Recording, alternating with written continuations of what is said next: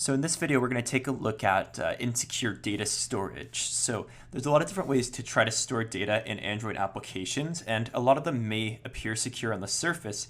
However, with the proper permissions and setups, you will be able to gain access to them as someone who is not supposed to gain access to them, which in turn can mean that you can compromise sensitive data either from the user or from the developers themselves. So this is sort of like a two-sided vulnerability.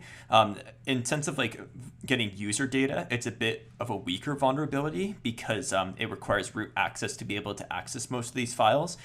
There may be ways, however, to get access to these files without root permissions, and that would be an indication of a vulnerability. However, if there's specific like developer secret data inside of these files and we're able to access them, then this would be a vulnerability whether or not we have root access, because we shouldn't be able to get access to those sort of secret data pieces such as API keys and passwords and that sort of good stuff.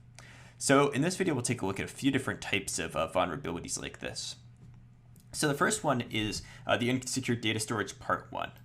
With this, we can enter in, say, a username and a password, and we can save it onto our device. So we enter in the username and password, and then we hit save, and it will say third-party credentials saved successfully.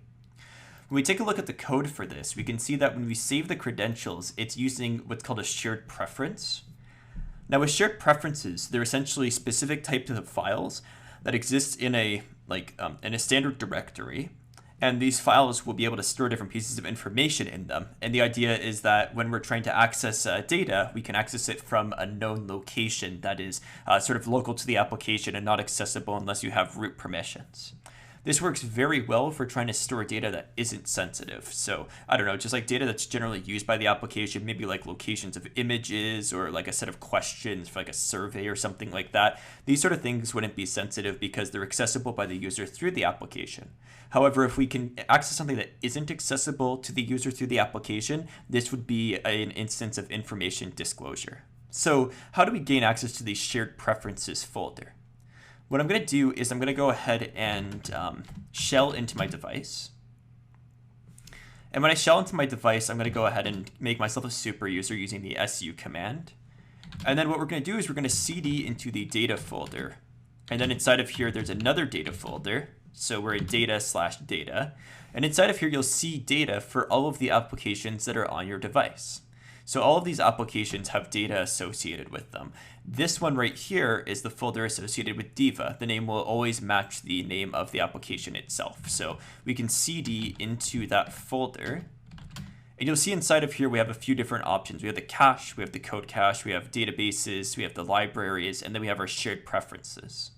The shared preferences is where we save all the data that's written using this shared preferences object, right? So anytime that we do this, we're going to be saving into that shared preferences folder. So now if I cd into shared preferences, you'll see that we have this single XML file. And if I use the cat command, I can see what's inside of that file. I mean, alternatively, you could also pull it off the device and read it, but the cat command allows you to see it quickly.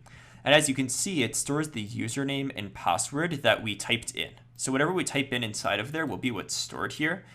So for instance, if I change this to password 1, for instance, and save it, then we should see that this will change to password 1, which you can see right here.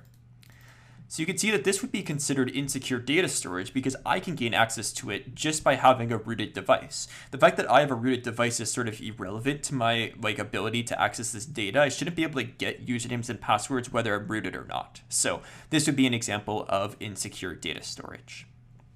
Right, and then you can go into like the other pieces, like, you know, the password really should be hashed or something like that.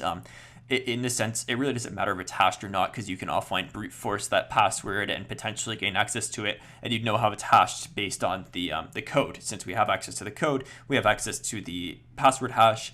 Therefore, unhashing the password or finding the hash that corresponds to that password wouldn't necessarily be hard, unless the password's extremely long. But there are certain instances where it could be like a weak password, we might be able to compromise it and gain access. So this is something to note about these shared access points, is that they are accessible by root users. So we really should be favoring things like online servers if we can, or sort of hardening these down, like password protecting the files or password protecting a database, for instance. And speaking of databases, we could take a look at database storage as well. So let's go ahead and I'll go back here. and we have a second insecure data storage. So in this one, again, I can put in like username and password. And again, when I do this, I can save it and it will save it successfully. So if we take a look at the code here, you can see that we're inserting the data into a SQLite database, right? So in general, most databases that you work with through Android are going to be SQLite, but you can also tell that because of the import up here that says SQLite database that exposes what kind of database is being used. So you can see that this information is being saved to some sort of database. Then we can ask, well, where can we find that database, right? And the answer is, if we see the up1 directory, we'll see this folder called databases. If we go into the databases folder, we can see that there's a bunch of different databases that exist inside of here. Now, we want to determine which of these databases is the correct one. And we really just have to sort of look at the different things that are available here. You'll see open or create database, IDs2. This tells us that the IDs2 database is the one that we're likely looking for. So what I can do is I can say SQLite 3 IDs2. And as you can see, this opens up the IDs2 database inside of SQLite. And then from here, you can type in a command like .tables, and that will show you the tables that exist in the database. And then we can do just like a simple select star from my user. And you can see it exposes any users that were inputted into this input field, right? So I did the test one earlier. Username and password was the one that I just did. So you can see that this very easily exposes the user.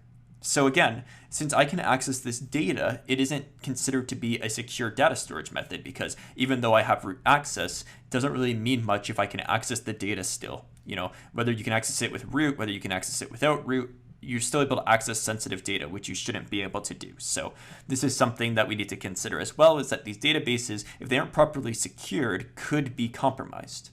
The proper thing to do here is to use a library. There are a few like SQL Cypher, for instance, I think is one that's available for Android. And what they'll do is they'll password protect these databases for you through like an encrypted process. So anytime that we need to access it, it needs to sort of like decrypt it and then run our queries and then encrypt it again.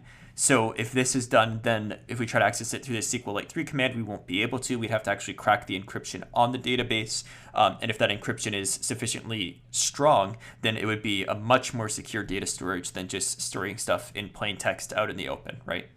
So this is another thing to consider. And this is even before we consider the fact that it looks like this could easily be like a victimize of SQL injection, right? You could probably do SQL injection because we're just concatenating stuff into it, but that will be something for another lesson. Anyhow, yeah, so this would be another example of some insecure data storage, is if we store things in the databases that are available to us, a rooted user can still gain access to them and potentially get to those credentials. Now, the third type of insecure data storage is sort of like a more generic type of insecure storage. Again, it's the same sort of structure where we have username and we have password. And again, we can save it and get the credentials saved successfully. And if we take a look at this, really all this does is it creates a temp file. You see it has uinfo in front of it, and it sets it to readable and writable, and then it writes in the username and password and saves it. So when this sort of thing happens, we're essentially saving it local to that data folder. And you can tell that because, so it's get application info.datadir. Datadir is this data directory that we're currently inside of. So when we do this, you'll be able to see that I can, let's quit out of SQLite. And if I cd up1 directory, you'll see this uinfo temp folder that's now been created.